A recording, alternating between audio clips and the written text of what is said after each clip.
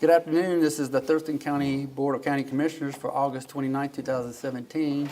I'm Commissioner Bud Blake, the chair of the board this year. I'd like to start off by doing introductions. To my left is Commissioner Gary Edwards. To my right is Commissioner John Hutchings. To his right is Labanita Bomar, clerk of the board.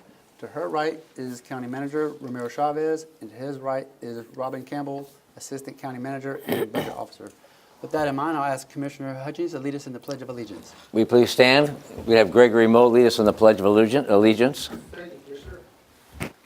Allegiance to the flag of the United States of America and to the republic for which it stands, one nation, under God, indivisible, with liberty and justice for all. Thank you there, sir.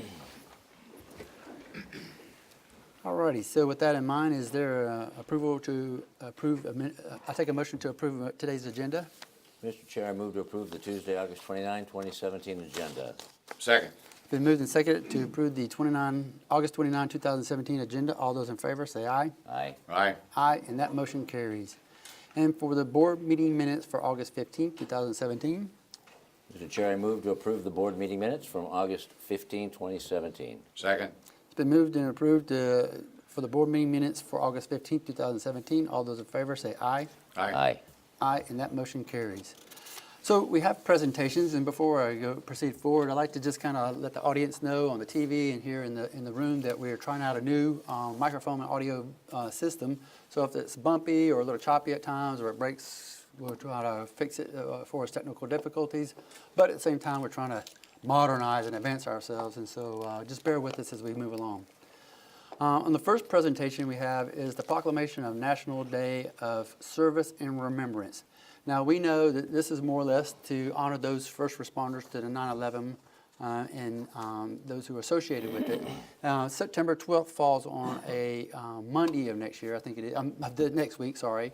And so we wanted to do it earlier versus wait until later, and when September 11th is on the Monday there. So with that in mind, I'm going to ask anybody, say from the sheriff's office or law enforcement or fire or any other veteran associated, anybody else that's associated with first responders, to come to the podium, and then we're going to read a proclamation, and then we'll do a photo. So if I can get, let's go with Captain Alex Christensen, anybody, so sheriff, there you go. And there's Sure. a meeting next week. There you go. So just pick a draw number, tag, and tell us who you are and where you're from, and just kind of what you do as far as a first responder in the organization you represent. That'd be you, Kurt. Okay. Captain Alex Christensen, Lacey Fire. There you go. You gotta get up the mic. Yeah. You know what I don't do is talk in front of microphones. Oh, pull up the mic to you. There you go. There you go. There you go. Okay. Yeah. Is that working? Okay. So Captain Alex Christensen, I work Lacey Fire. I was working in the business when 9/11 happened, and I know 16 years later, it's still something that I would say on behalf of all police and fire and EMS, we still think about it. No, yeah. And as things happen in our world since then, it does hit home. So really appreciate you recognizing it and supporting us as we work in the community. It does matter, and we do appreciate it. Thank And you. what organization do you? Lacey Fire District 3. Okay, sure, great. Thank you. Yeah. Hello. Oh, you got to pull it down. I am used to speaking on a mic, but they're always nice and short, so I don't have to bring them up. Captain Lynette Dyer, West Thurston Fire, and I'm the EMS officer as well as the PIO. I can't say anything better than what Alex said, so I'm just going to leave it at that. Thank you very much. You bet. Thank you. I'm Kurt Harden. I'm with Emergency Services in Thurston County, and I wanted to say that, first of all, I think September 11th was a defining moment in our country. For those of you who are first responders, I think that will always live in our hearts and in our minds. But also, as a veteran, I would say that for our military, it's a defining moment as well, because we've essentially been a country at war since September 11th, 2001. Sometimes I think we lose sight of that as a country. One of the things I'd like to put a shout out to, there's going to be a lot of people talking about first responders, which are great, and veterans, which are great, but also our families. The families of our first responders, the families of our military people out there, veterans, they deserve an award too, because they sit there and they take care of everything at home while someone's out there taking care of the community or the country. So I'd like to do a shout out to them as well. And it hit home last week when we had our first responders go out Scatter Creek Fire, go out and put themselves on the line. And I will tell you that we got to be, from everything I've heard, that close to that fire going farther than what it did. We were very lucky, very fortunate, but also it was a lot of hard work by our firefighters, our first responders who got out there, and the sheriff's department and everybody else. So I want to say thank you to all of them, and thank you very much. There you Hi, go. Tim Rudloff. I'm a lieutenant with the Thurston County Sheriff's Office, and I have nothing more to add. Great words that they provided. Just thank you for the proclamation. Chief? Dave Pearsall, I'm a chief with the Thurston County Sheriff's Office. I've been here 32 years, so I was here the day of 9/11. I don't really have anything else to add other than what they've said, but I will say that I did have the opportunity 3 years ago to go through the 9/11 Museum in New York. And if anybody ever has the opportunity, it's really, really worth the time. So. This young man here. Hi, sir. Hi, Ben Miller Todd, the ALS Program Manager for Thurston County Medic 1, and I get the extraordinary opportunity to support an incredible service that already exists. So, What's on your mind? We won't go to that extent, but I would like to say to the commission, thank you very much for recognizing this day. There are many people, not only in this audience, but also on the podium up there, who have served in our military and who were also present during the 9/11. And to all the individuals in this room and in our community, just seeing how they all came together. As we look at our young children back then, we prayed that bad things weren't going to happen, and we're looking at it 17 years later, and we're still there. And our children have grown up in a different environment. And noticing our children are growing up in a different environment, it also relates to how we all get to work in the environment that we are, being so close to Joint Base Lewis McChord, and how fortunate we are to have men and women who serve our country, and men and women who have served our country here, and their families who live in our community and continue to serve. And just being able to be part of it every day, it's great to be able to see all our first responders. And as was pointed out earlier, that we are put to a test many times, and what's amazing is how well we all come together, irregardless of our political differences or differences in other ways of this community. We still all come together to want to help each other, and it's really amazing to be part of something like that. And I think, unfortunately, 9/11 proved it so much, and I still think today it's still proven as it was the day it occurred. So thank you for doing this. I truly appreciate it. Okay, with that in mind, we'll read the proclamation.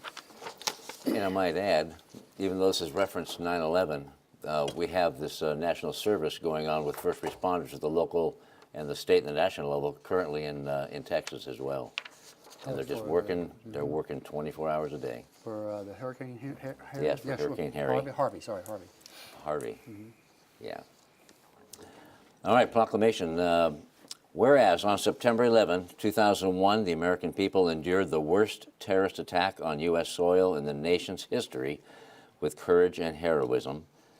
And whereas in response to this tragedy, Americans across the country came together in a remarkable spirit of patriotism and unity and carried out countless acts of kindness, generosity, and compassion.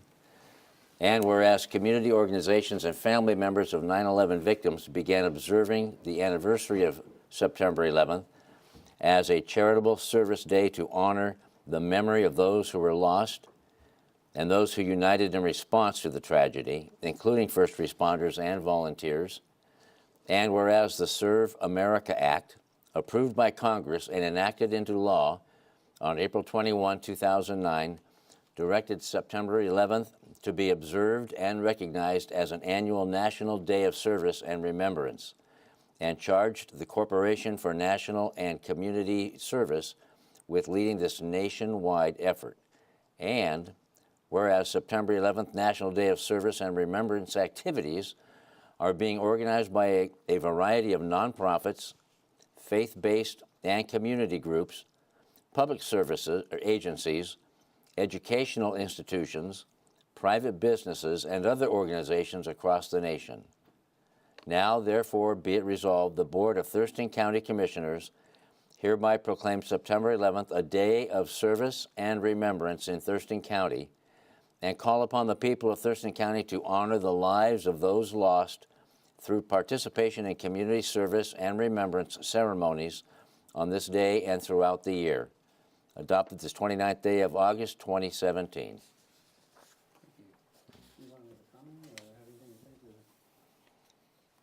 Well, I've got a lot to say, but I don't know how long I want Go to drag ahead, it out. speak your mind. You know, it's interesting that we're talking about how the country came together after the 9/11 incident. And myself and all of us up here were serving, same as you folks. And I'd just like to say that I hope our country can come together. We've been quite divisive as of late, and there's a comment by Joseph Pulitzer. He died in 1947, so it isn't new. And he said that our republic and its press will rise or fall together.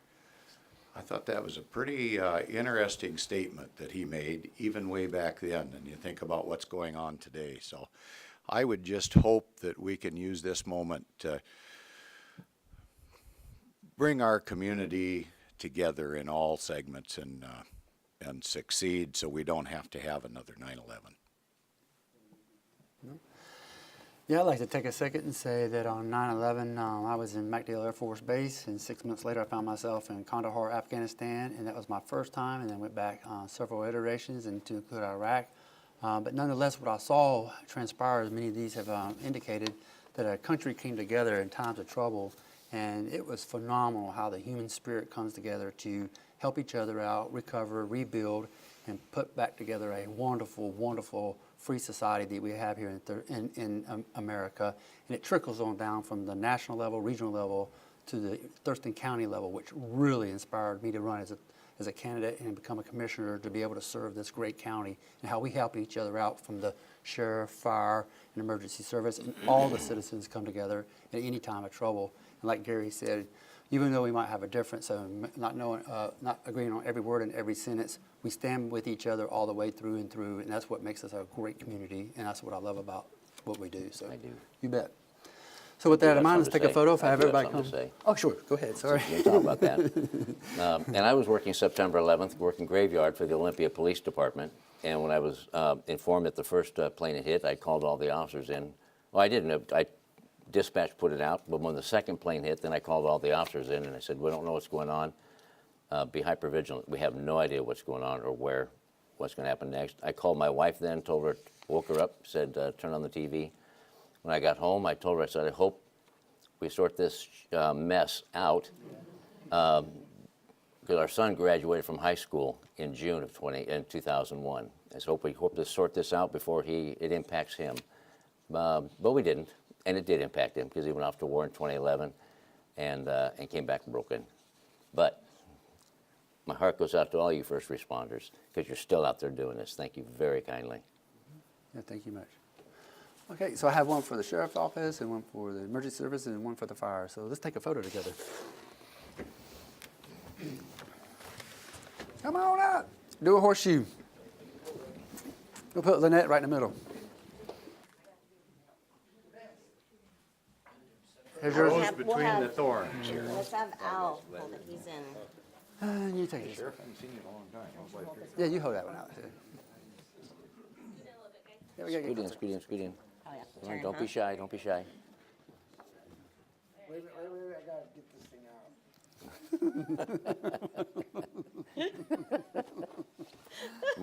Mute your mic, Sheriff. Mute your mic.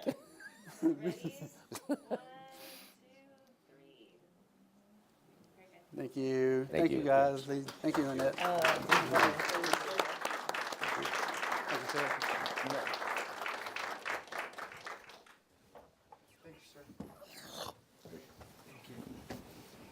All right. Sheriff, I stand in your shadow.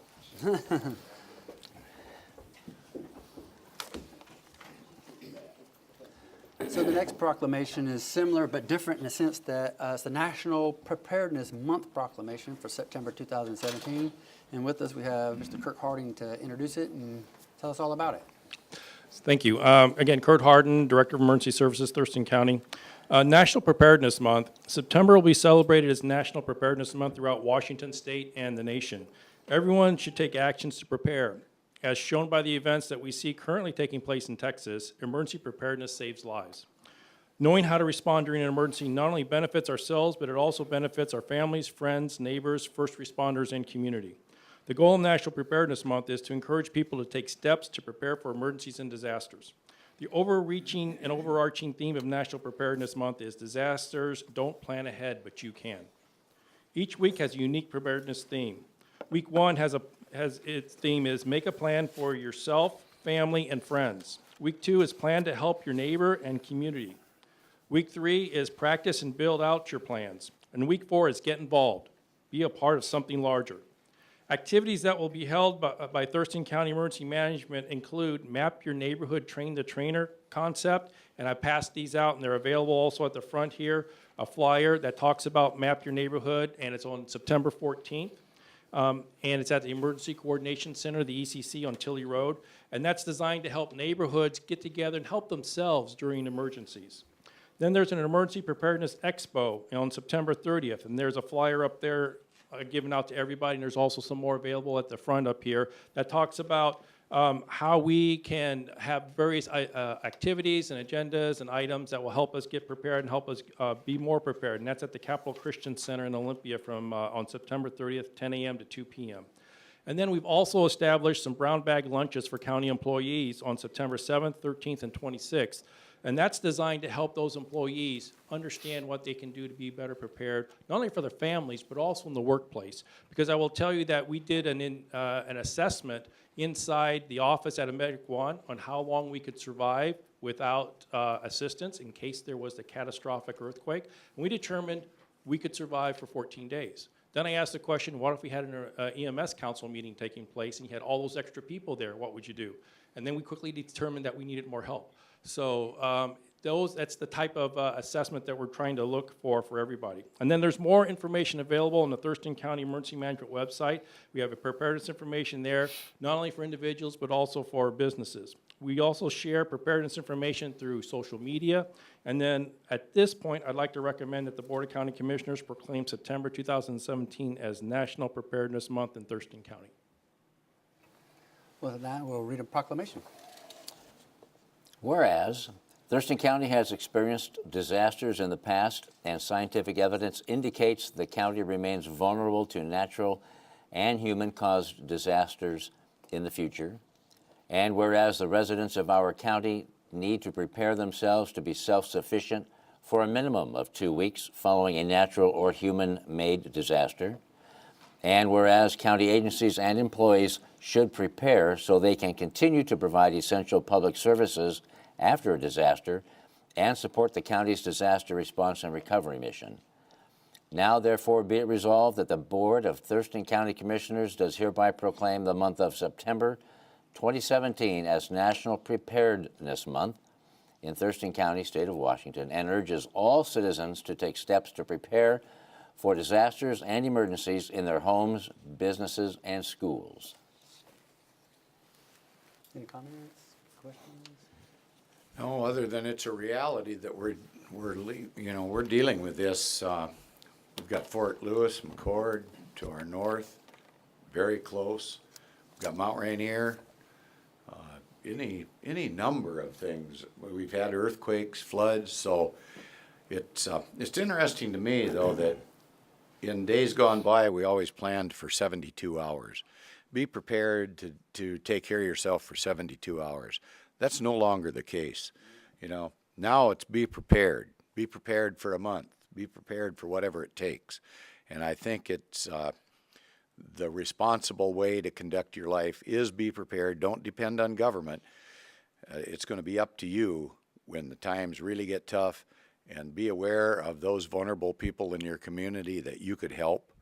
So I just want to keep it short, but boy, it's a big issue. Doesn't get enough attention.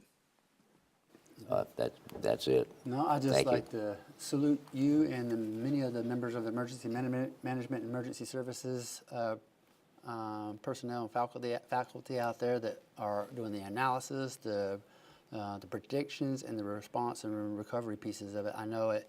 You wait for that moment to come. Unfortunately, it will probably come, like Gary said. But without that team and that spirit there, you're the go-to people, and we really appreciate you being there. So. Thank you. And on behalf of the emergency management staff and Medic One staff, I would say that they're the true professionals who make it all work. Yeah, You are. Thank you. So I have a proclamation to give you today. Yay! Hang up on the wall. Cool beans? Thank you, sir. Thank you. You bet. Thank you, sir. Thank you. Thank you, sir. Thank you. For the photo or no? Okay. And so the other item you have here is to do an introduction of the newest member to the team for the advanced life support. You want to take it from there? So what we have here is he'll speak a little bit about his background in a minute, but Ben Miller Todd has joined us as the ALS Advanced Life Support Program Manager in Medic One. I appreciate everybody's patience because, as I indicated to Ramiro Chavez, the county manager, and to the board initially, we weren't willing to settle. So we wanted to get the right fit. And there are a lot of good quality candidates that came in, but we wanted to make sure we had the right fit. We reached out to stakeholder groups to help us with the selection process. Ben comes to us from Iowa. He has put a lease down in some place in Olympia, so I know he's here for a while, so he can't go back. And we're excited about that. But he's got 12 years as a paramedic in the Iowa system, actually Johnson County. He comes from the University of Iowa. So yeah, I know, Commissioner, yes. It's a good thing, though. It's a good thing. But we're really happy to have him. I'm going to ask him to talk a little bit about his background and let you know where he's coming from. Well, way to set that up. So, hi. I'm Ben Miller Todd. I'm from Iowa. I was born in Des Moines. Grew up in the Iowa City area, going to college, just completing my master's degree in public health through there as well. I found that the easiest thing to get used to around here is actually just saying "Go Hawks." Coming from the Hawkeye State to Seahawks, it actually works well. You just don't know what I mean. I am a bona fide Hawkeye. Okay. So We'll talk later. Oh, geez. sorry. I will start off by saying that I feel privileged to be able to work with the incredible support that's been afforded for Medic One, that's been afforded for the medical services in this area, for the incredible team at Medic One, and also the paramedics. I think you're very, very lucky to have the group you have, and I'm hoping just to support as we go along and give them the support that they need to do their job. A little bit about my academic background. I did my paramedic training at the University of Iowa. Basically, you could fill in University of Iowa for most of my education. I'm sorry, Commissioner Blake. And also I did a BA at the University of Iowa as well as finishing up my Master's of Public Health. In terms of experience, I've worked as a paramedic since 2006. I got my basic as a high schooler in 2005 and then moved on. I've worked in the Iowa City area between private services, public. I worked for the county, Johnson County, at the time, home of the University of Iowa. And also my background comes from, in terms of recreational activities, I did backpacking instructing at the University of Iowa. Don't laugh, we did travel. We did go to places with mountains. We didn't walk through cornfields, so. I'm looking forward to working here, and I've been able to get my feet wet over the last couple of weeks, and going to keep me hopping. Just a sentence or two. Tell the difference between BLS and ALS and what ALS does for your role as far as an ALS manager or coordinator. I can't remember. ALS program manager. Mm-hmm. So. What does it stand for? Oh, sorry. Okay. ALS program manager would be advanced life support. BLS would be basic life support. And you don't separate the two, in my mind. You have BLS support and then ALS on top of that when you need it, but they need to work hand in hand. And that goes right in line with the conversations I've had with the BLS program manager, Anna Lee, and we've had some very good conversations on how do we mesh this. This is a joint effort when we're responding to all of our citizens, and that's important to remember. What would be some components of the ALS? ALS would be getting into skills like IV drug medications, intubations, ventilations, more advanced skills than beyond CPR, CPR and bag valve masks. So. You have any comments or questions? No, thanks for joining us. That's my only comment. Thank you very much. When did you move out? I moved out. I got here August 10th and started the 14th. So you realize Seattle's not the capital of I do. of Washington. Okay. I did my research now. From the University of Iowa, you did his university. My perception might be skewed. Is that what you're saying?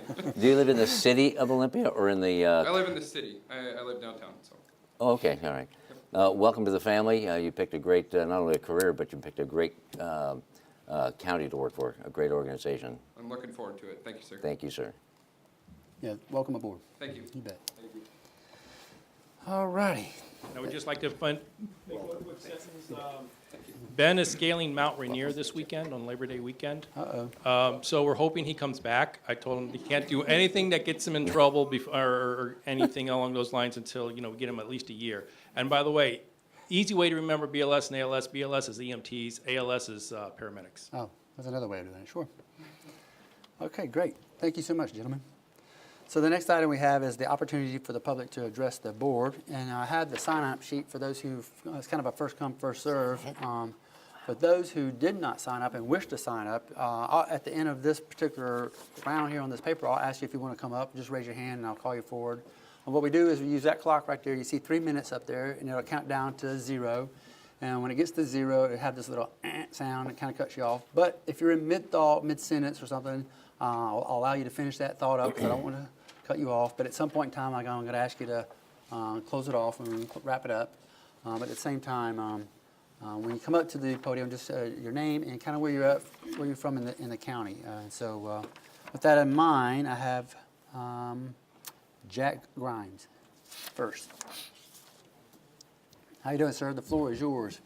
Good afternoon, Commissioners. My name is Jack Grimes. I live at 76th Avenue Northeast, Northeast Thurston County. I'm here to thank you for the opportunity to address the board. As a 40-year resident of Thurston County, I appreciate you for being willing to serve as commissioners. I also appreciate the leadership and the commitment you have to making Thurston County a great place to live. Hopefully, other residents of Thurston County can see the improvements in how Thurston County government is functioning better now that you are commissioners. Your efforts to make the county government more open, remove onerous regulations, and make processes simpler and faster is to be commended. To make these changes, the process has been slow and difficult for you, but your dedication to making these improvements show in how hard you work. You were very helpful to me in resolving my individual differences with the county. I muchly appreciate that. Again, I thank you for your service, and I wish you continued success with your work as county commissioners. Thank you. Next person. Michelle Horkins. Yeah. Hi, Michelle. Come on up. Get yourself. There you go. Pull the mic down. You know the deal. Hello, Commissioners. It's Thank good you. to see you. All right. My name is Michelle Hawkins Brigham. I live outside of Yelm, Washington.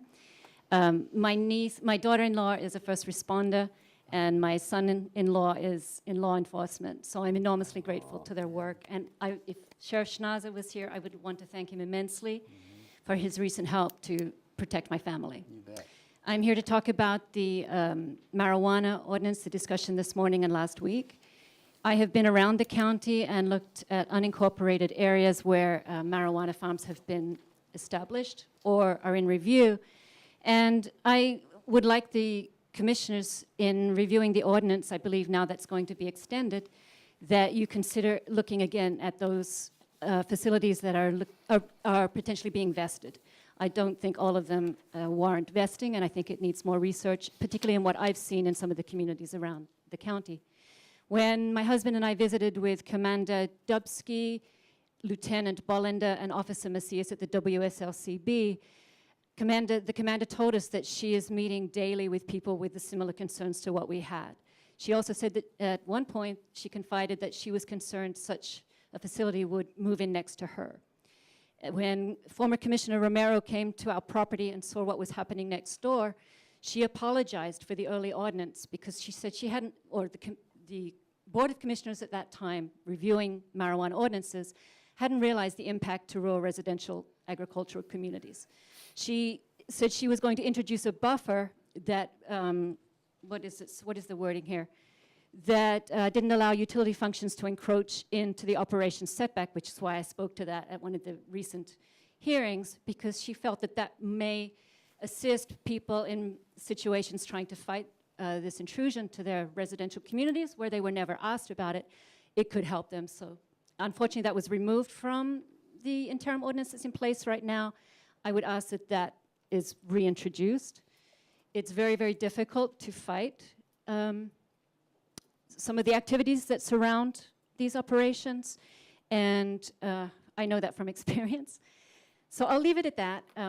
Thank you for your work. Appreciate very much what you're doing, and in particular, I appreciate law enforcement in Thurston County. Thank you for your words today. So the next person I have is Lee Rivers. Lee Ribera. I might be pronouncing it with the last word. There you go.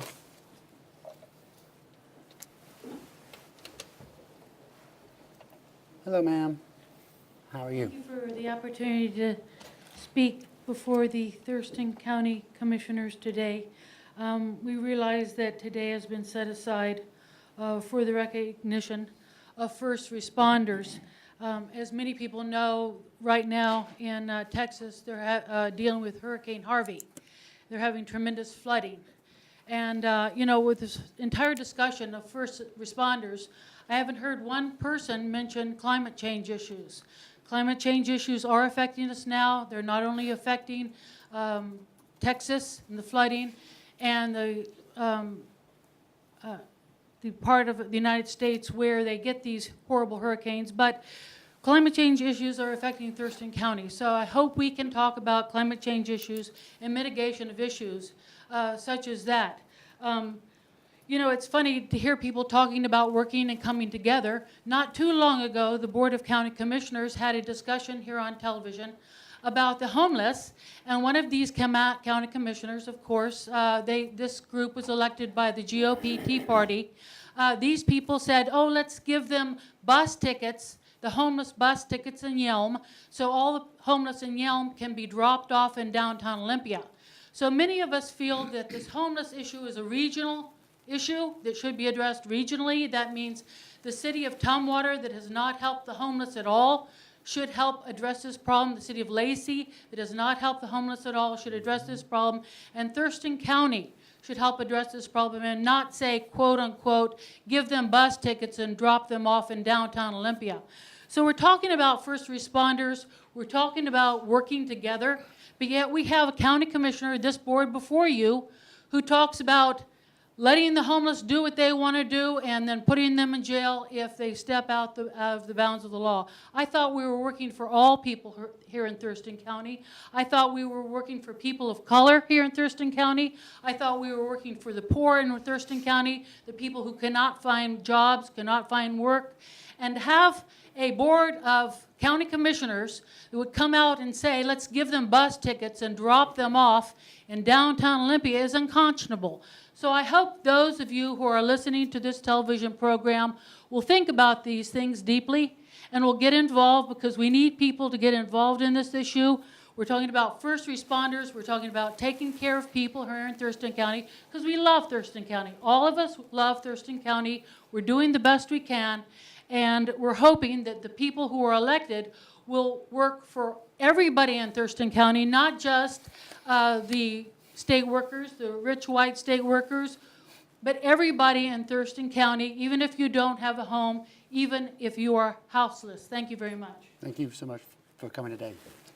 Okay, so there you go, got that out of the way. Is there anybody in the audience that wish to come forward to the microphone to address the board? Just ready. Come on up, ma'am. Yeah, sure. Just do me a favor and state your name and where you're from in the county, okay? And pull the mic down just a tad. There you go. Thank you. My name is Quinn Staples. I live in Thurston County. I'm in District 2, where Gary Edwards is kind of our helper. And congratulations on your new election. I want to thank all of you. This is my first time to come to a committee, so bear with me if I don't do everything just right. Not a problem. I do have a question. I made up 3 folders, but because we're in District 2 and this issue is in District 2, I wasn't sure if I should just address Mr. Edwards or if it's for all of you. Ma'am, you can address the entire board if you'd like. Go ahead. Okay, I'd like to offer these. Just hand them to one of those people. There you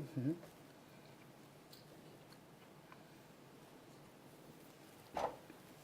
I also have a petition that was signed by the people that live in our community and some of the surrounding area, people from Thurston County in that area. And what's the petition about? The petition is to get some help, and I'd like to cover that. Okay, sure. It's in this Yeah, book. you bet. Okay. That's the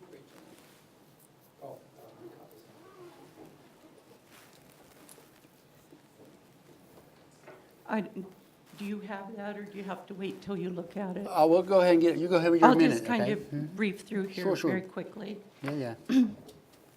But before I do that, I do want to thank all of these first responders. It's wonderful, and there has been some really nice things happen in our community. You bet. And lives that were saved. To start with, we have an issue in our community. It's a gated community by the name of Singletree Estates. We have an abandoned, condemned property, and I've listed 10 of the current reasons why it needs attention. It's a structure danger, and the county has acknowledged that. The county condemned it, and they are calling it dangerous. We presently have, it's located beside our school bus stop.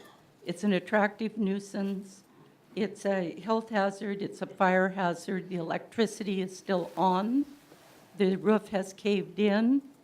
And what we're asking is if the commissioners will please look at this booklet, look at our community, address the letter. We have a list of, from 1996, we've been dealing with this same problem at the same location.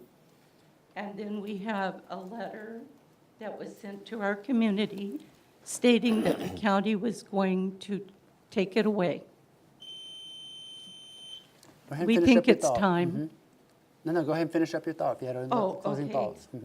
The letter is signed. It was sent certified mail to the party that owns the property.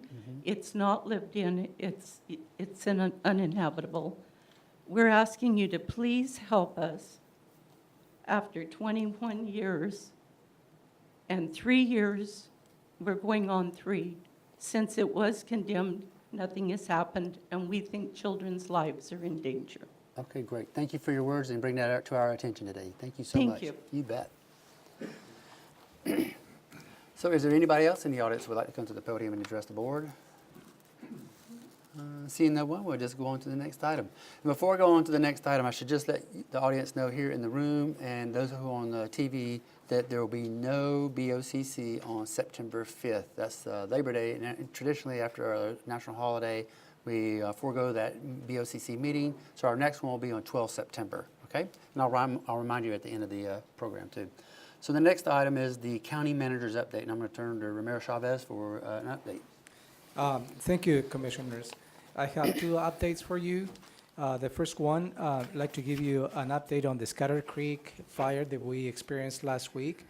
But as opposed for perhaps me not doing justice on the report, you met Captain Lynette Dyer from the West Thurston Regional Fire Authority, and I will ask her to come to the podium and give us a report, please.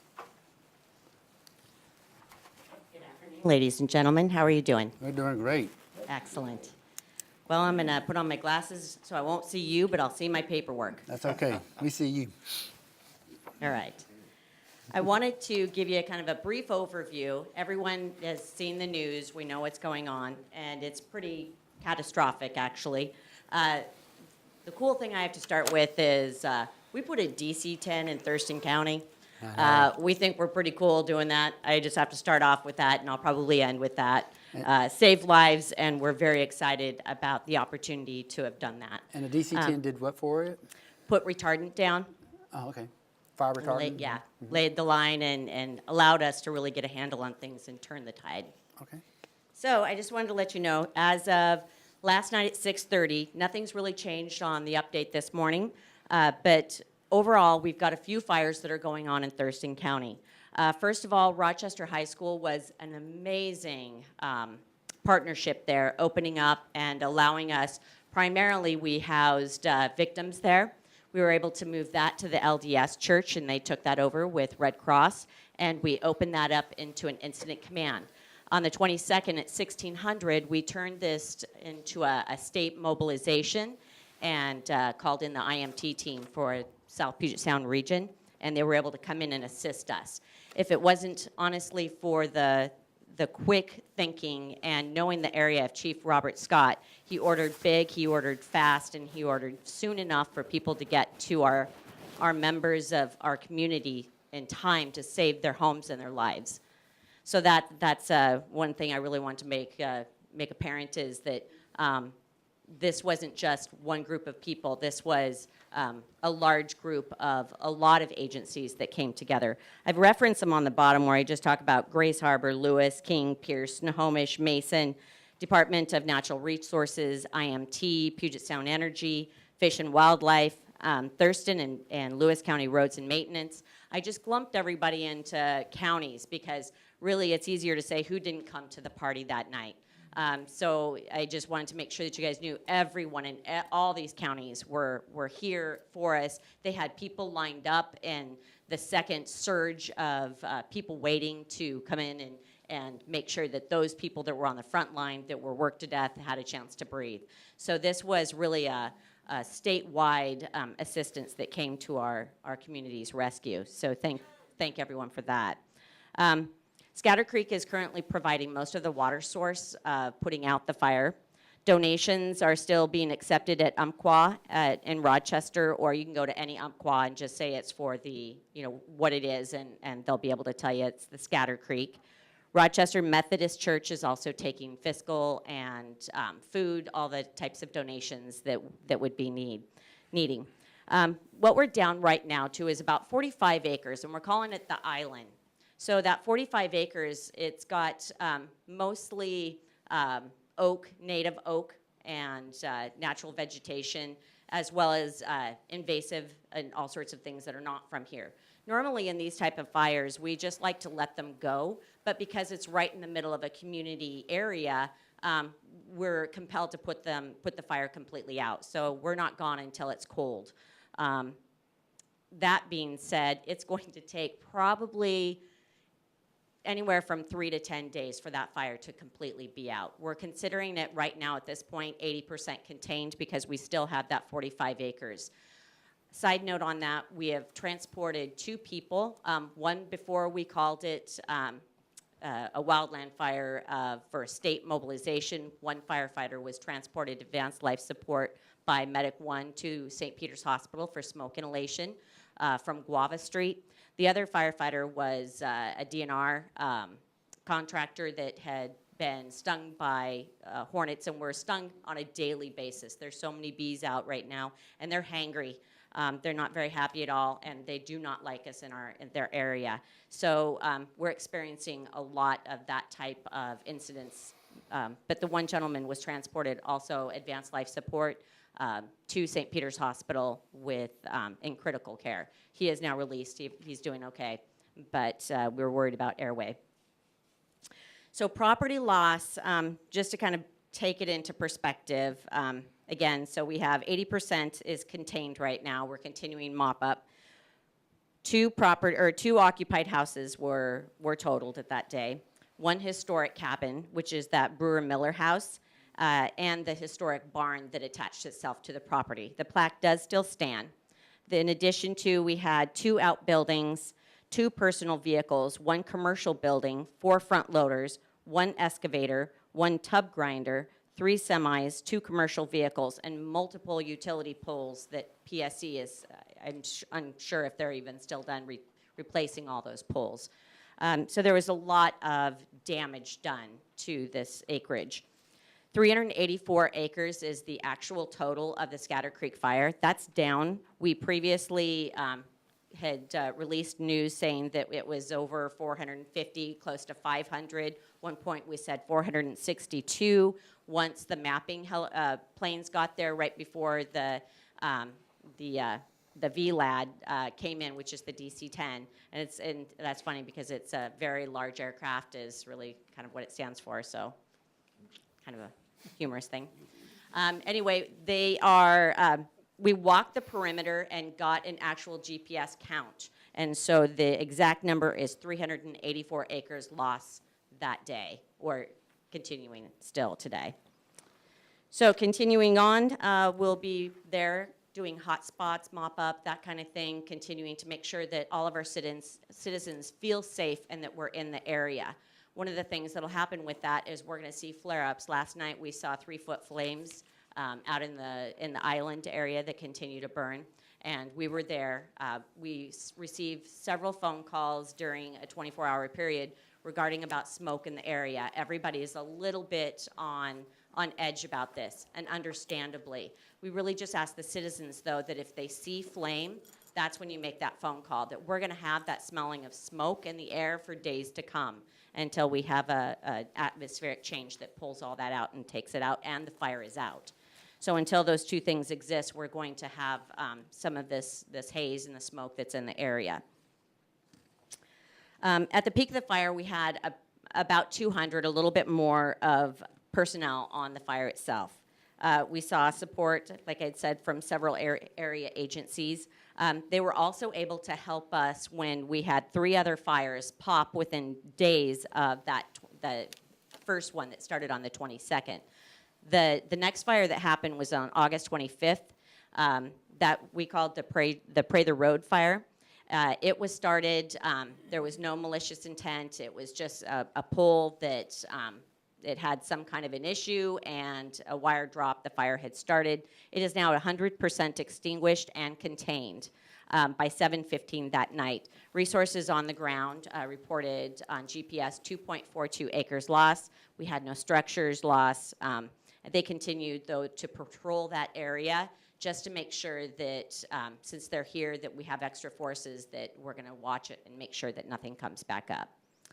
The other fire that started on Sunday, we had 2 that started Sunday, both in Capitol Forest area. The first one came out, and we have forward progression stopped. It was near the peak at that point, and it's actually in the gravel pit near the peak, if anybody's familiar with up in that area, where a lot of people shoot guns.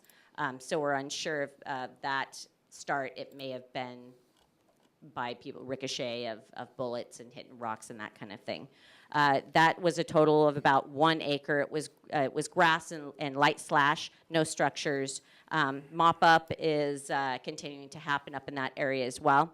The second one that started later that afternoon, again, there was shots heard in the area that we currently still have resources on the scene, and we're taking water there through today.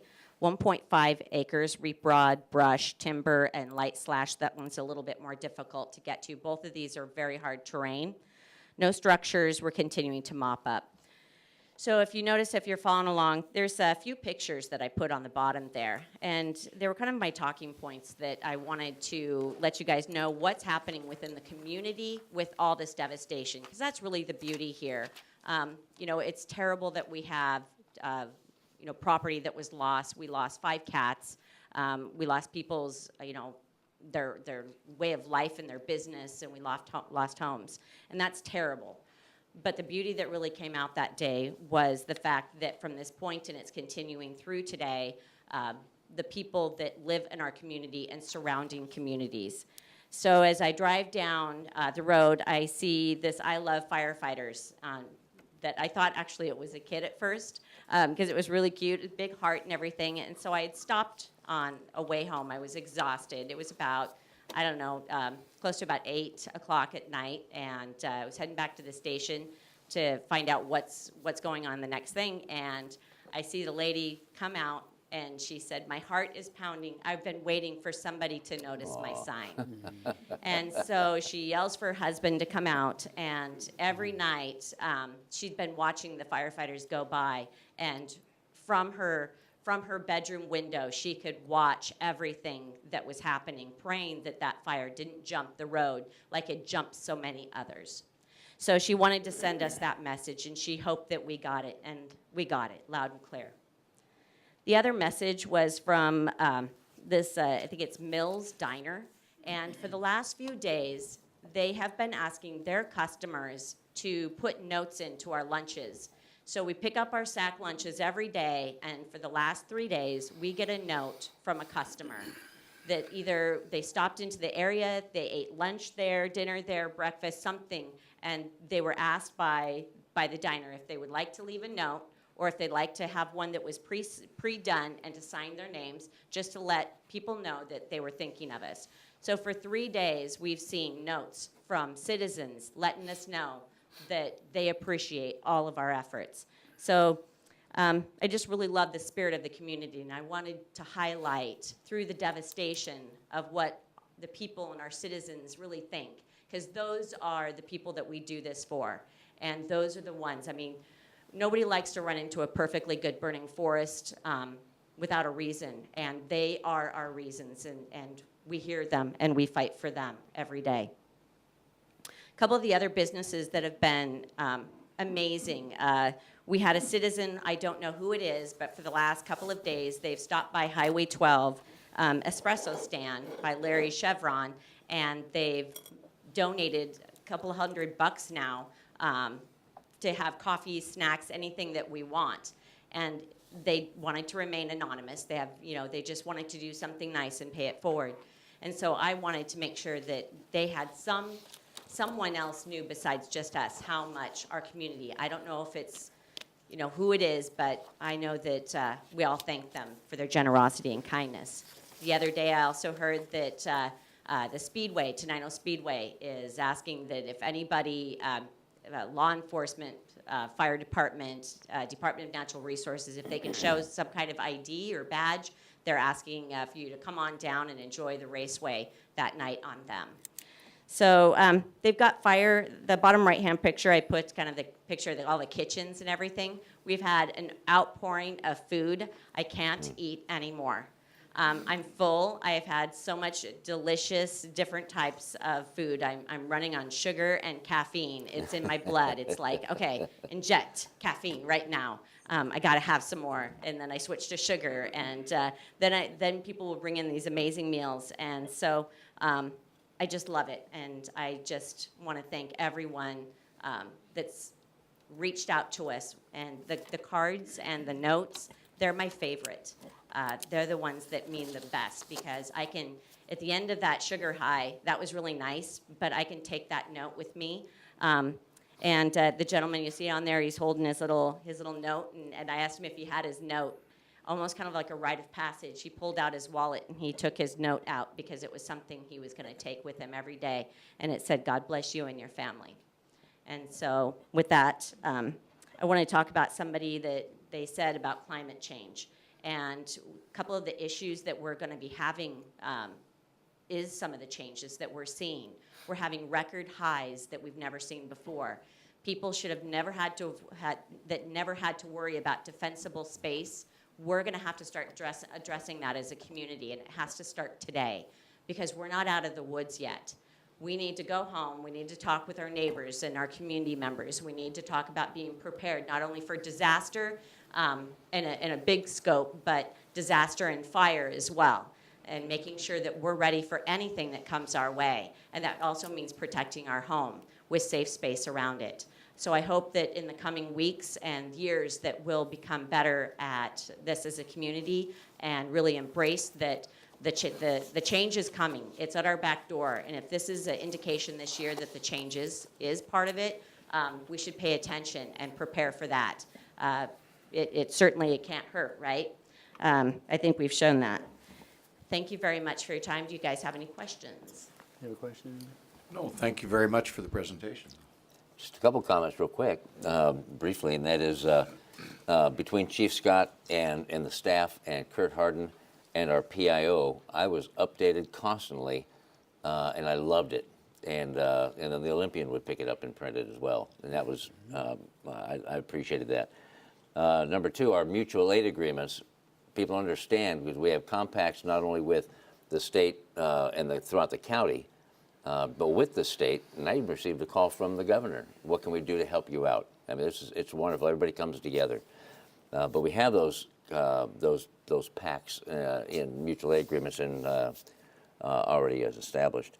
And it was heartwarming to see all the animal rescue people come out and rescuing horses and other livestock and such. That was pretty cool. Everybody comes together on this, to include Mills Diner. And I didn't know they were doing that. And I ate there a week ago at the Steady meeting for the first time. And a great young couple that owned that establishment. Bless their hearts for doing that. And then finally, is there anything that the BoCC, anything more that we can do to help or support you and your folks down there? No, I think the best thing that you guys can do is go home and have conversations with your family about being prepared for disasters, as well as your home and your landscape and your community. Bringing that message that we put a DC-10 in Thurston County along I-5. That's a really big plane, if you didn't see it. It's a really big plane. And that's no small feat. But I don't really want to repeat it, honestly. That was stuff I thought I left behind in my young years when I was going over to Eastern Washington and fighting fires. That's a heck of a great time, but I thought, well, I've outgrown that, sleeping on the ground in a bivvy sack, and yep, I really don't want to do that again here. Three quick items, if I may. And first one is for about 30 seconds or whatever, to give advice on those who want to stay. Because I know you mentioned when I was out there, those who want to stay in their home through the whole thing, even though the fire is getting ready to come toward them, whatever. But before I let you get to that thought, I just want to actually thank the governor's office. He did call all three county commissioners and sent Mr. Baumgarten down with me to look at the scene of the site. Policymaker, just goes to show that from top to bottom, left and right, we are a united effort here. And again, I applaud all those throughout the state, Island County, Yakima County. I mean, just left, right, north, south, east, west. People came to help Thurston County out, and I really, really greatly appreciate it. So do you have any advice for those who want to stay? You know, those people that want to hunker down and save, we're seeing this with Harvey. Really, it's a detriment, and you put not only yourself in danger, but you put your family at risk because they're worried about you, and they may try to make heroic efforts to come back to you.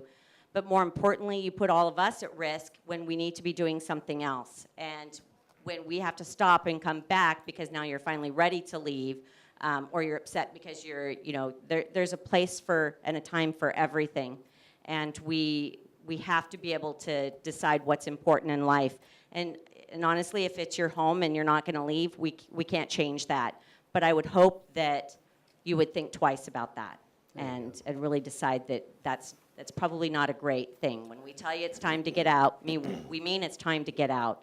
We can replace all this stuff. We can't replace you. You're a soul. You have a heartbeat. You're important to us. And it's imperative that we save that. And that's what we do. And so let us do it. You are wonderful, and we are so happy to have you as part of the West Thurston Fire District. And Thank you, Commissioner. you're amazing. Thank you so much, Lynette. Mm-hmm. Thank you again. Mm-hmm. So, Romero, do you have anything else to add? Yeah, I have one more item. I'd just like to close the loop. On August 8th, you received testimony from Ms. Maureen Canny. She made a couple comments, but the gist of her comment was the only 1%. This is related to the Habitat Conservation Plan, the HCP. Within her testimony, she made a statement that 1% of the applicants will be the only ones who might be exposed to a potential mitigation fee. First of all, I'd like to clarify that at this point, the Board of County Commissioners have not made a decision in any financial strategies related to the Habitat Conservation Plan related to the pocket gopher mitigation. But I believe that Ms. Kenny was making a reference to one of the proposals the staff has provided to you. And that particular proposal is the $3.5 million financial strategy. Within that context, the proposal is to use $1.2 million of conservation features, and the $2.3 million will be through somewhat of mitigation fees. But under that potential scenario, at this point, we perceive perhaps that 10% of all the applicants may be exposed to what perceived to be a mitigation fees. But is the 10% related to the potential applicants that might be within the habitat of the pocket gopher? And that's how the 10% is coming to the conversation. And again, I just want to clarify that, and it was, I believe Ms. Cannon was making a reference to one of the options that you're considering related to the financial strategies in association with the Habitat Conservation Plan for the pocket gopher. And again, at this point for the public, the Board of County Commissioners has not made a decision yet in terms how the financial element of the HCP will be put together. Thank you very much. Anything else? No? Okay, so that moves us to the next item, which is item number 3, the consent items. And is there a motion to adopt the consent items? Yeah, Mr. Chair, I move to approve the consent items A through Q. Second. It's moved and second to adopt or approve the consent items A through Q. All those in favor say aye. Aye. Aye, and the motion carries. So that moves us to item number 4, which is resource stewardship. And that's the departmental items, which is to set a public hearing for the annual Chapter 6 for Thurston County Comprehensive Plan, specifically Capital Facilities Plan. And that I have Christina Chapeau, or is that going to be Brent? Okay, Brent, how you doing? Good, thank you. Go ahead and raise your mic just a little bit. There you go. And I'm here today on behalf of the Resource Stewardship Department to move to request that you consider scheduling a public hearing for October 2nd at the Thurston County Courthouse to receive comment on the annual update of Chapter 6 of the Thurston County Comprehensive Plan, the Capital Facilities Plan. And as you know, this is an annual update of our comprehensive plan, and it embraces all of the different capital projects for all the various department and activities that the county is considering undertaking. Okay. Any comments or questions for? No, I don't. Sure. Is there a motion? Mr. Chair, I move to set a public hearing for October 2nd, 2017 at 5:30 p.m. at the Thurston County Courthouse, building number 1 in room 280 to receive public comment on the annual update to Chapter 6 of the Thurston County Comprehensive Plan, the Capital Facilities Plan 2018 through 2023. Second. It's been moved and second as stated. All those in favor say aye. Aye. Aye. Aye, and that motion carries.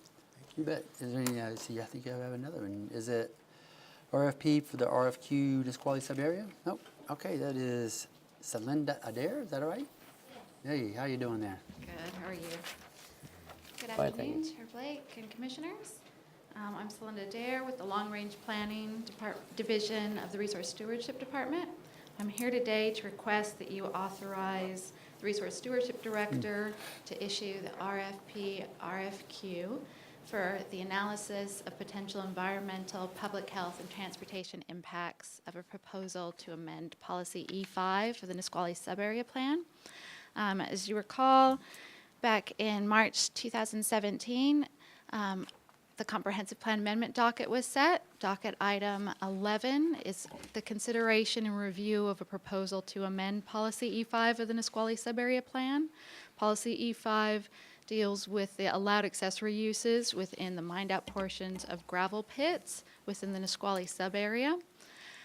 The current language prohibits asphalt recycling within the mined-out portion of gravel pits due to water quality concerns.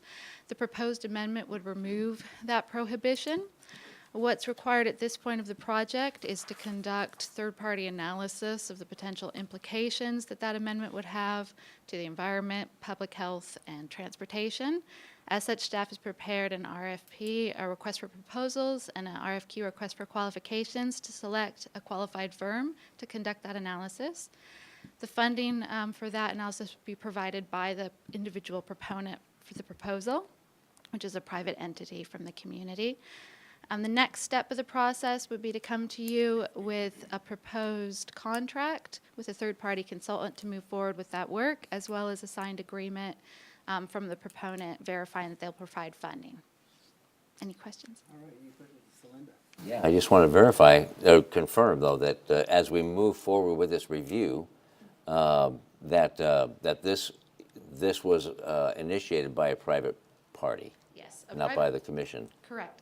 Okay. A private party initiated and requested that the county consider and review this proposed amendment, and they are the ones that drafted the proposed amendment. So we will study this and research it? Yes. Okay, thank you. No, thank you. Very informative briefing. Thank you.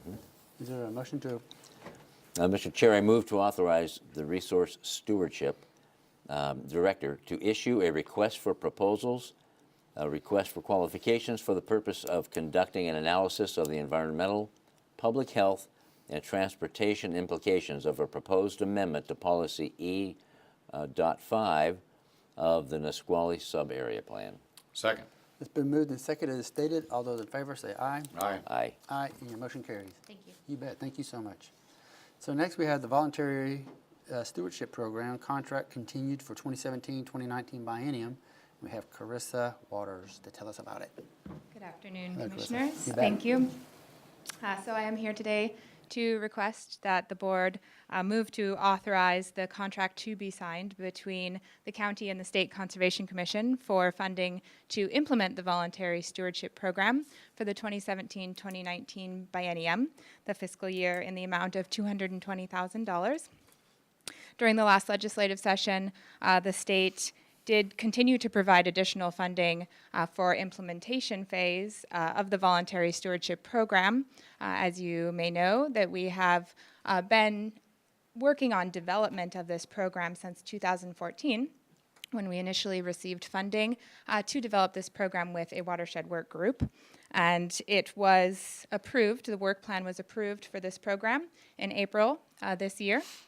And now we have received a contract from the State Conservation Commission to receive funding for implementation. The Commission is requesting that this contract be signed by August 31st of 2017 in order to be eligible for reimbursement for the work of July 1st, 2017, the effective date of the contract. And that is really concluding my remarks. If there's any questions from the board. No. I'll have one. Just 30 seconds or so. Tell a little bit about the Voluntary Stewardship Program in the big scheme of things. Oh, yes, absolutely.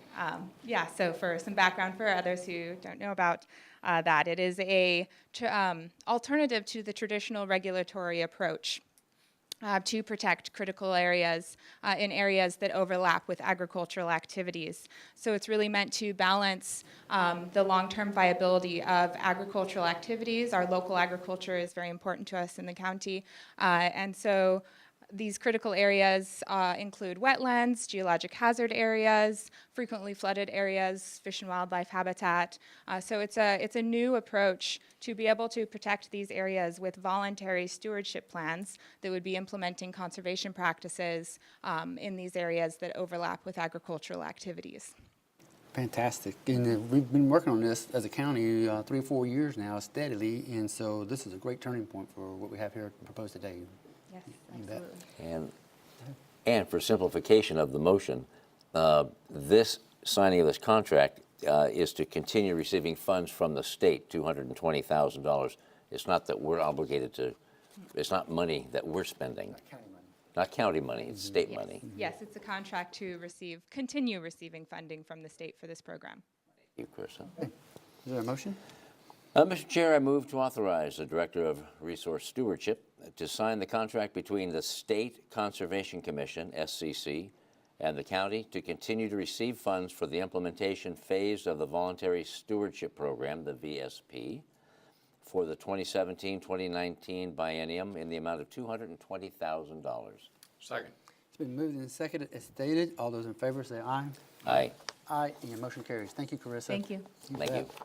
So next, we're going to move on to Public Works, and we have Mr. Matt Unzelman to tell us about a resolution for a call for sealed bids for the Gate Belmore Railroad Salvage Project. Uh-oh, and she forgot her phone. Oh. I thought it was remote. We had a presentation. First things first, huh? Thank you. My name is Matt Unzelman, civil engineer, Thurston County Public Works.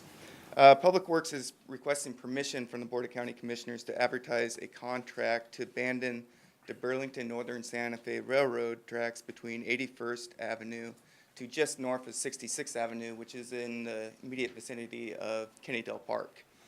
This property was acquired by the county, I want to say in February, earlier this year. It's an extension of the 12.5 miles that the county already owns between Gate Road and 81st Avenue. Per the agreement with the Burlington Northern Santa Fe Railroad, BNSF, the railroad tracks need to be abandoned within 1 year of the purchase, which was last February. So as part, what abandonment means is the tracks and the ties need to be removed from the railroad right away. So this contract that we're requesting permission to advertise today would remove the ties and the steel track, but then also we'd required a contractor to grade out the existing gravel ballast so that we can maintain it and it doesn't become overgrown, and then hopefully have a future trail there someday. Estimated cost is $250,000. This is kind of a unique contract. It's a hard one to estimate for us because there's actually salvage value because of all the steel railroad track that's involved. So we're kind of predicting the market a little bit, but I guess engineers like to pretend like we can do that sometimes. So the funds, this will be refunded. Thank you. No, thank you, Matt. That 12.5 miles, about how many times does it cross a road? Okay, you put me on the spot. No, if you don't know the answer, that's fine. You don't. I'm just wondering. It crosses the road. It crosses 81st. It crosses 66th. It crosses Hunter Road. 113th. Half a dozen or so, then. Come on, we'll make a game of this. I don't know. That's it. All right, I'm done. You got one? No. I don't want to stump you anymore, so I'm done. I'm I'm tapping going to go a out. little easier on it, Matt. Just kind of give a general description, because I know we don't have a map, where the proposed start point and the end point of the trail is. So, Okay, yeah. so the best way to describe the beginning point is if you go off of Little Rock Road and you take a left onto 88th Avenue, which I know, which goes the Quality Rock Pit. It's halfway near there. Right there. Water to Little Rock, or Rochester, right? Oh, you wanted big picture. Okay, Black Hills High School to Kennedale Park. There you go. Yeah, I can't help it. That's all right. Is there a motion? Yes, please. I move to approve the resolution and call for sealed bids for the Gate Belmore Railroad Salvage Project, CRP number 51071. Second. It's been moved and seconded as stated. All those in favor say aye. Aye. Aye, and your motion carries. It crosses Maytown Road. We'll try that Now- on 5B, which is to approve the local agency agreement supplement for Mullen Road and the Lacey City Limits Carpenter Road. Before we move on, though, now the BNSF, they gave that, that became our property from them, correct? That's correct. For purchase. The signals at these intersections, do they own them or do we own those? That's part of this abandonment project. That's part of it, so we can salvage that as well. That's correct. All right, thank So you. we get all the steel. What do you have, Clint? Oh, no, nothing. I don't have room in my garage, so don't worry. You got enough in your garage. Just wondering. Although that'd be pretty cool. Right.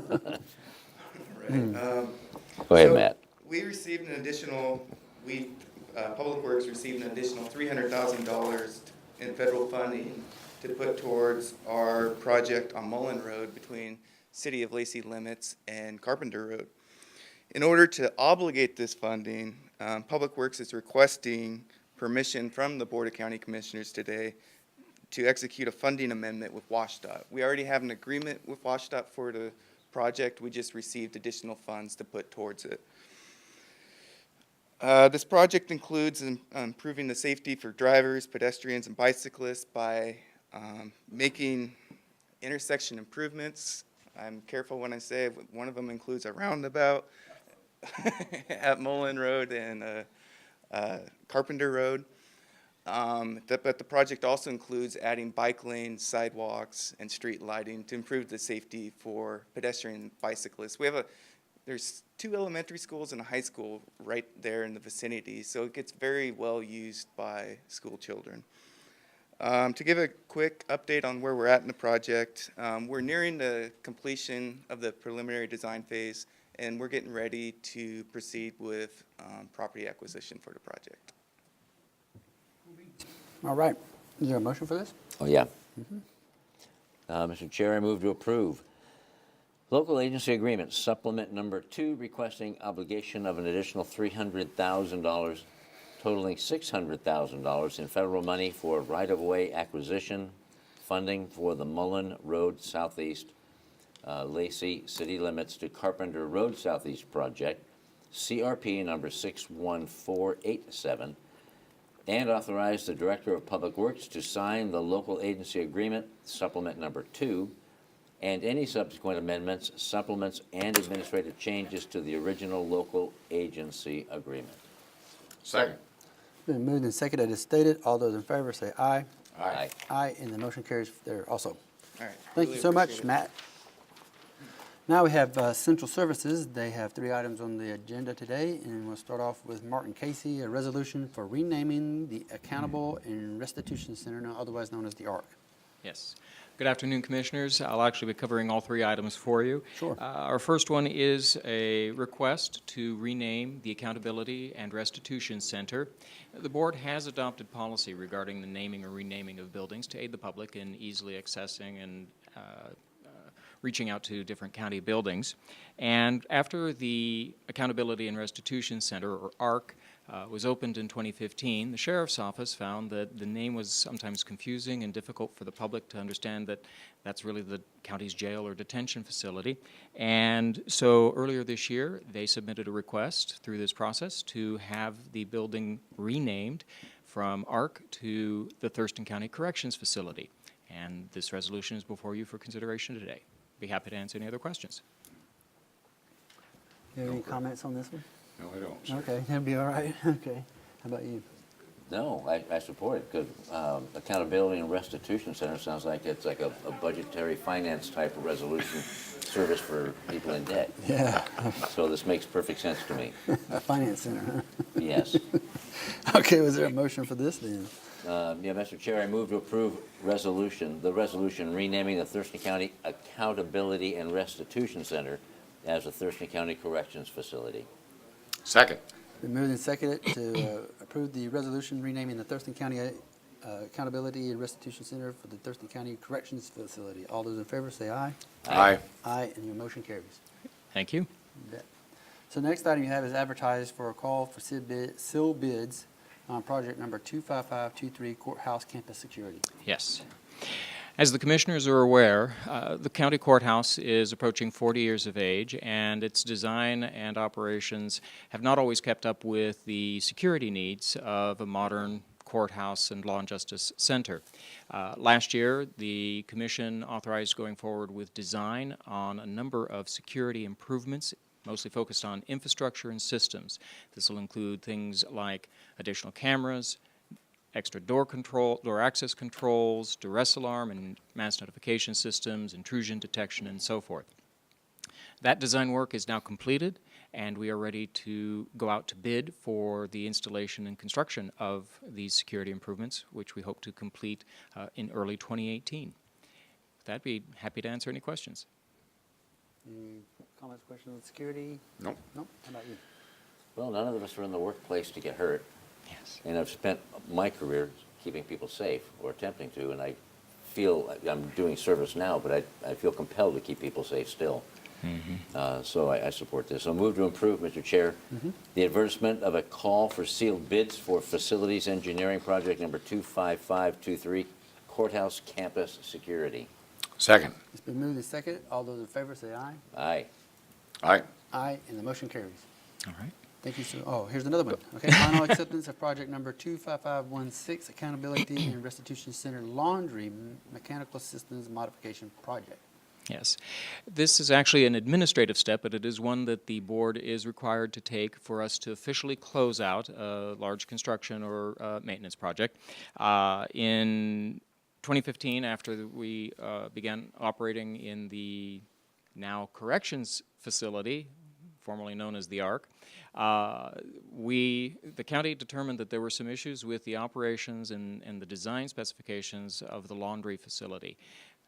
Those issues were evaluated, engineering work was completed to resolve those, and that construction work was completed last year. The final step administratively is the release of retainage after we get approval from the state that all the required paperwork has been effectively filed. We've gotten that notification, so we're now ready to close out this project.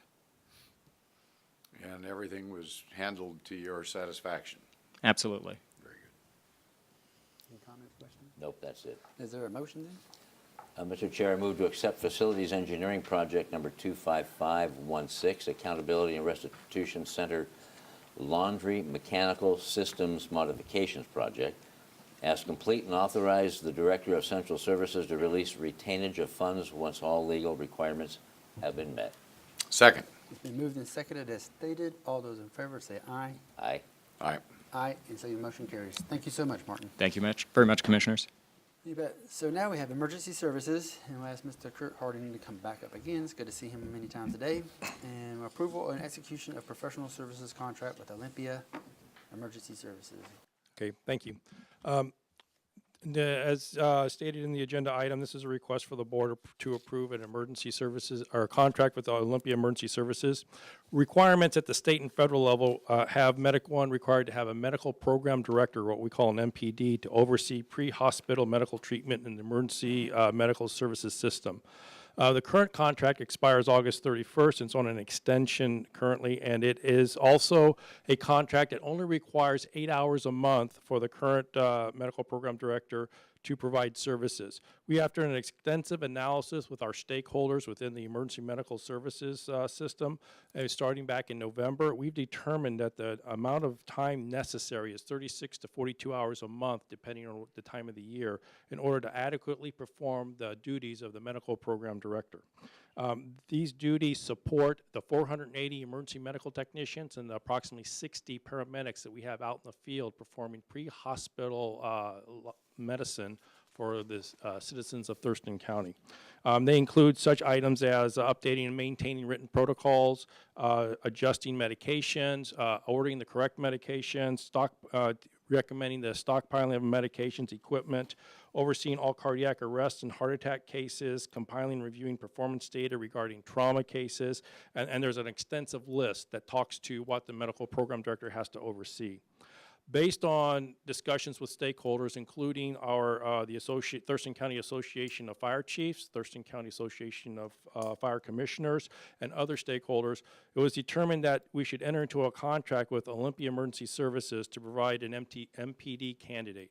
The reason for that is Olympia Emergency Services provides the emergency room physicians at Providence St. Peter's Hospital, which is the county base station for emergency medical services in Thurston County. When we went through this process and the negotiations, we went to the auditor's office, and they determined in writing that this contract had an exception to the competitive bid process under Section 3.B.10 for healthcare providers within the county procurement policy.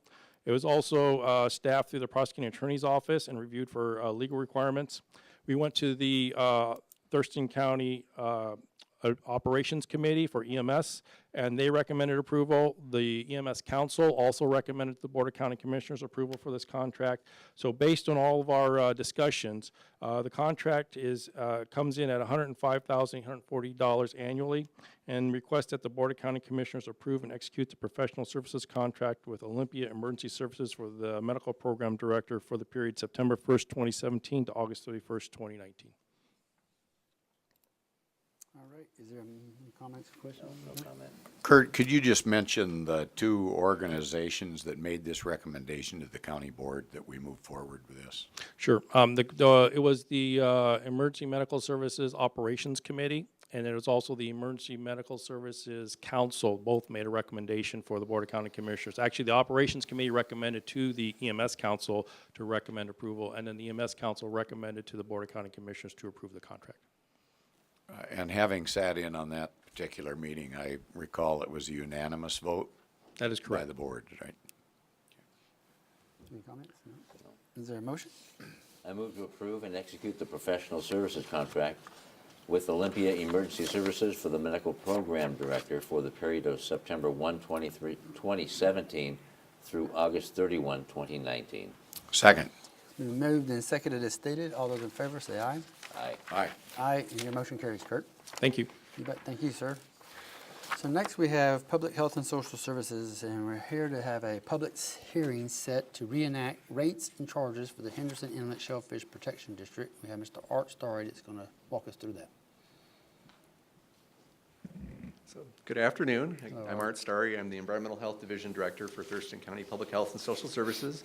And as Commissioner Blake indicated, I'm asking you to set a hearing to consider an ordinance to reenact the rates and charges for the Henderson Inlet Septic System Management Program. It's actually called the Shellfish Protection District Program. So as the board knows, and probably some of the members of the public know, due to a shellfish downgrade in 2000, a shellfish protection district was formed around Henderson Inlet. And as part of that process, a special septic system monitoring and maintenance program was established. It was developed by a citizen advisory committee, and it was enacted, or actually started in 2007. And the program's been quite successful. However, it's the ordinance that was set at the time the program was enacted it expires at the end of this year unless it's reenacted by the Board of Commissioners, and there's an associated thing by the Board of Health that would also need to take place to reenact the program. So the program's been very successful. As a result of that, we've been able to inventory all the septic systems in Henderson Inlet. We know there's 6,703 of them. We know where they are. We know what types of systems there are. We've been able to work with the property owners to establish monitoring and maintenance conditions for septic systems there so people know what to do to maintain their systems and protect their investment. We've provided classes that are available to folks out there so they can learn how to monitor and maintain their classes. There's been over 2,350 people who've attended the classes. There's been 142 classes in the 10 years that program's been in place. As a result of that, there's been improvements in water quality within the Henderson watershed that the septic system maintenance program contributes to that. It's not the only reason, but we think it's a big piece of it.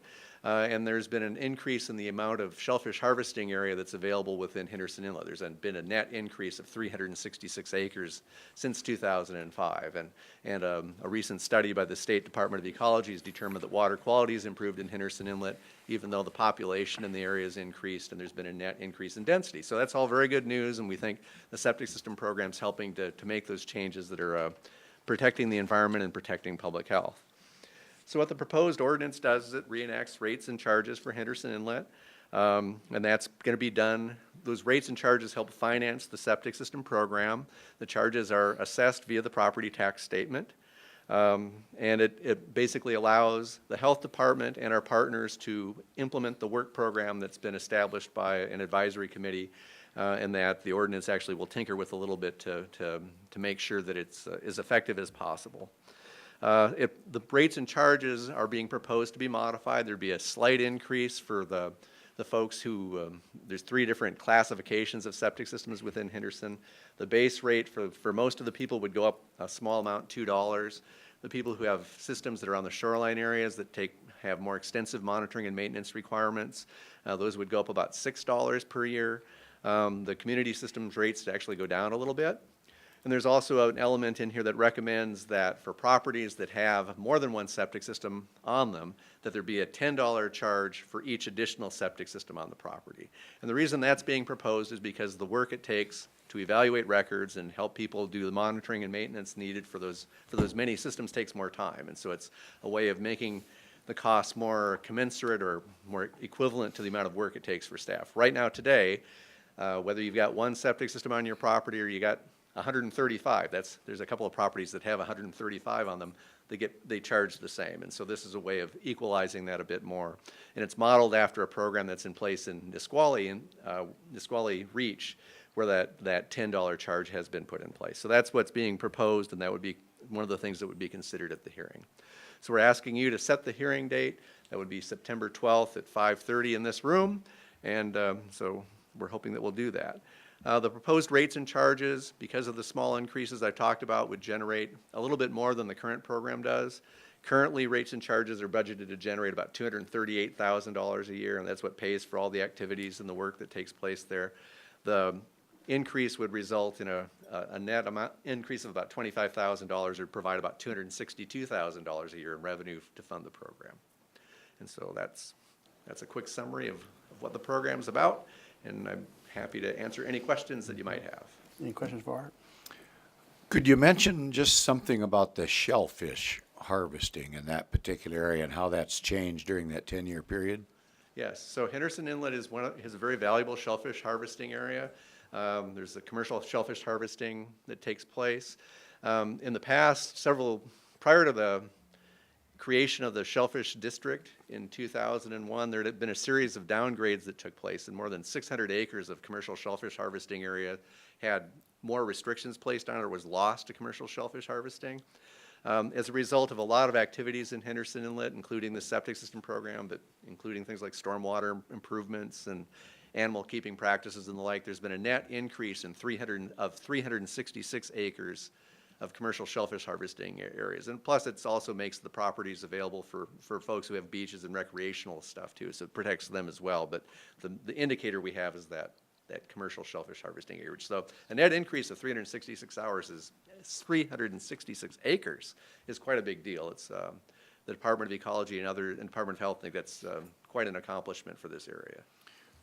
Could we figure that that's a direct reflection of water qualities that's led to that? Is that right? Yes, it comes directly from improvements in water quality. And that's what triggers the whole thing, closures and the like, along with some land use practices, but this is a direct reflection of improvements in water quality.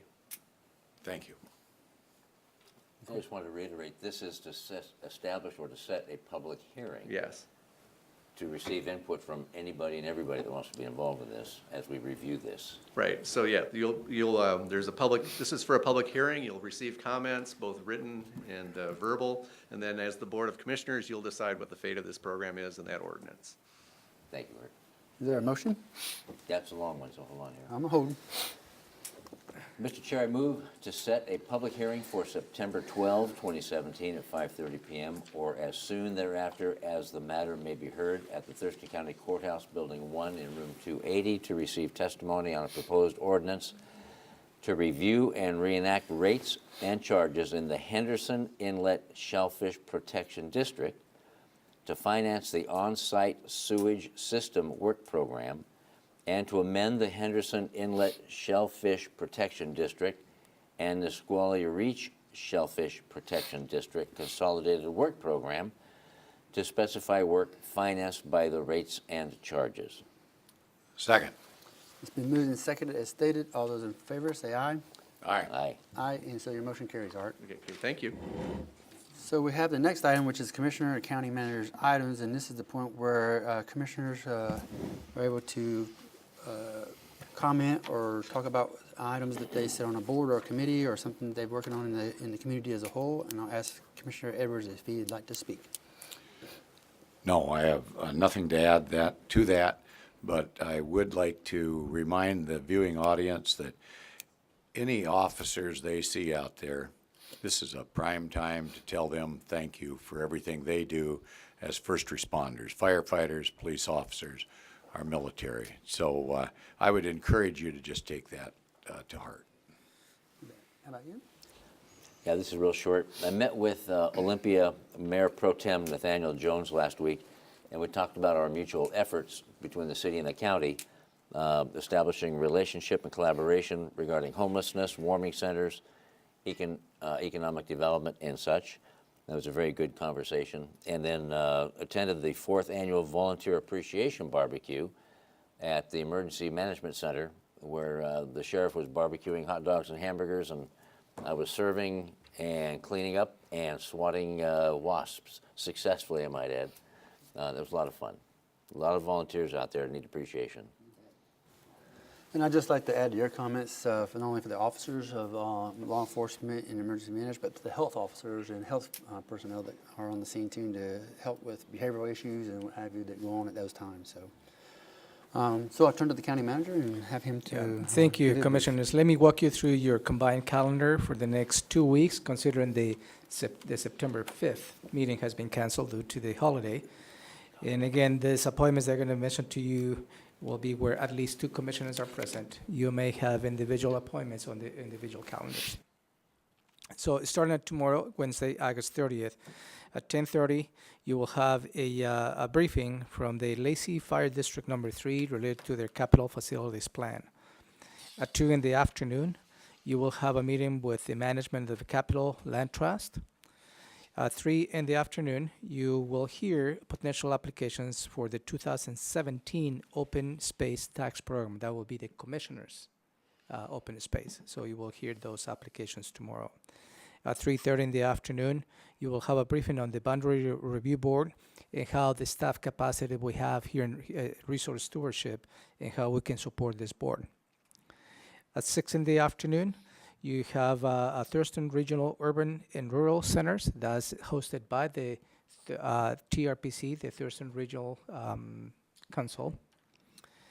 Moving on to Thursday, August 31st at 9 in the morning, you have a presentation from Central Services on their capital facilities projects.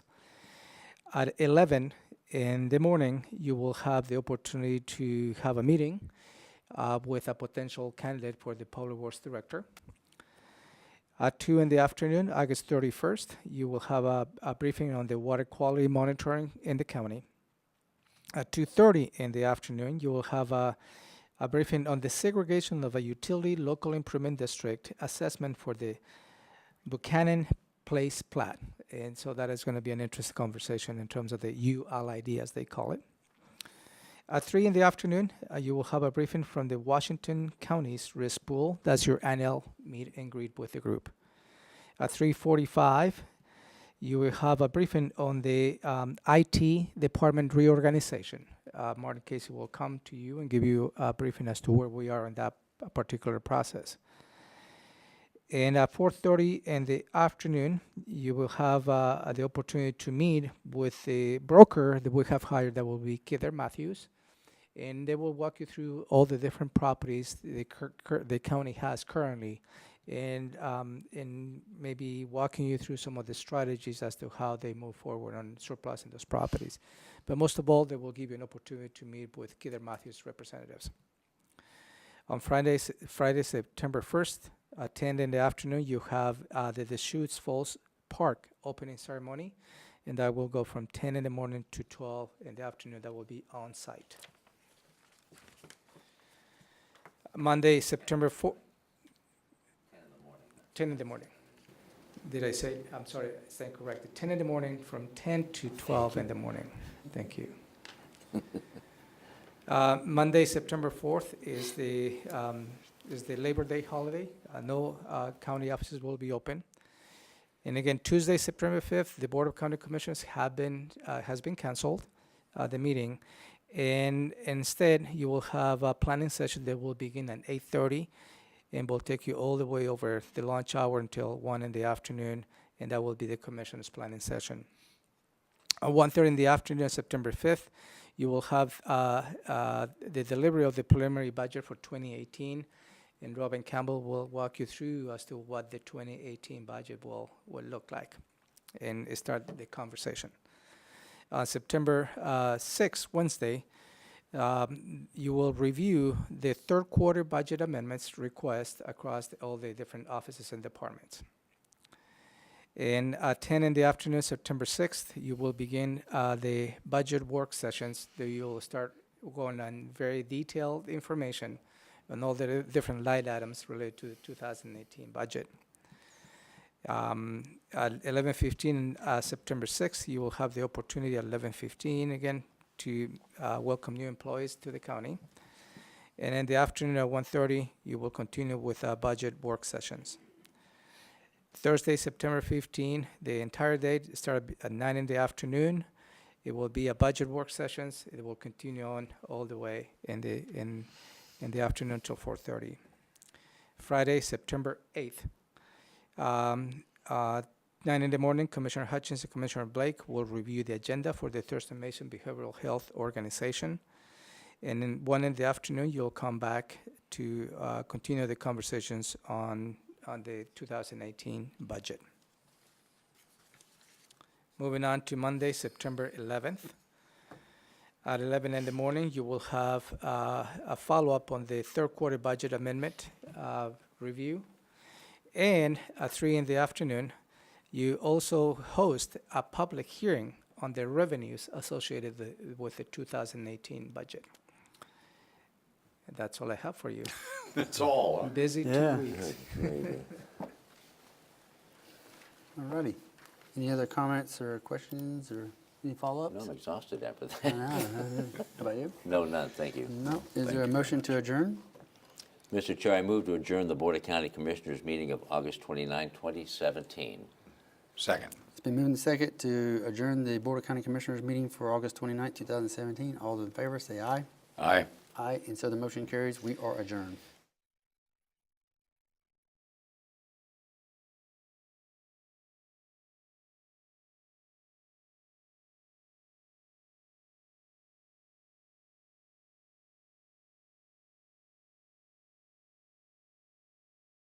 Thank you.